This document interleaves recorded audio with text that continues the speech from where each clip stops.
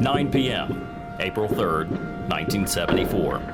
A violent F5 tornado nearly wiped Guin, Alabama off of the map, taking 23 souls in seconds. On April 3rd, 1974, earlier in the day, a sunny, muggy day, 7-year-old Keith Miller was homesick from school, and weather was the furthest from his mind. But elderly neighbors, maybe seasoned with severe storms, headed to a tornado shelter buried in the earth at 4 p.m. They came and sat in the storm cellar while it was still kind of like this out. That evening, the Millers and many others in Guin were winding down for the night. 8:58, a deep, constant rumble began to shake the ground and their home. Mom just come busting through my room. I still have the image of her face, just the terror in her eyes etched in my mind.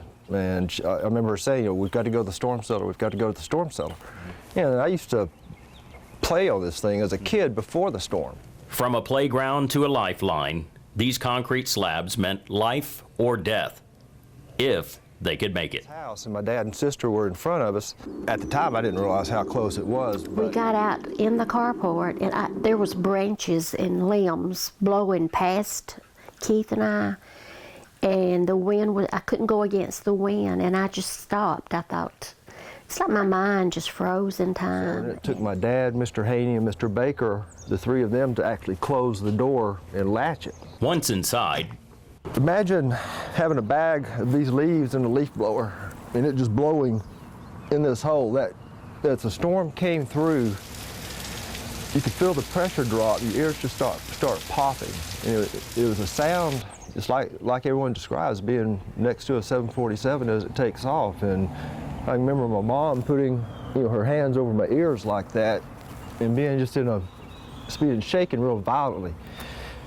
you're underground and you're being shaken. Yes. I no sooner sat down than I heard this noise like pulling up a huge tree, it was going over the storm cellar, and it was like cracking. It was just like the most terrifying thing I had ever heard. That sound was the shelter being sucked from the ground by the tornado. Climbing out, the horror they would see, hear, and feel was unimaginable. Finding neighbors who didn't make it in time. Her name was Janet Brown, and she's actually the age of my oldest daughter now, which really kind of hits home. And her whole family, unfortunately, did not make it to the storm cellar in time. Mark Prater, CBS 42.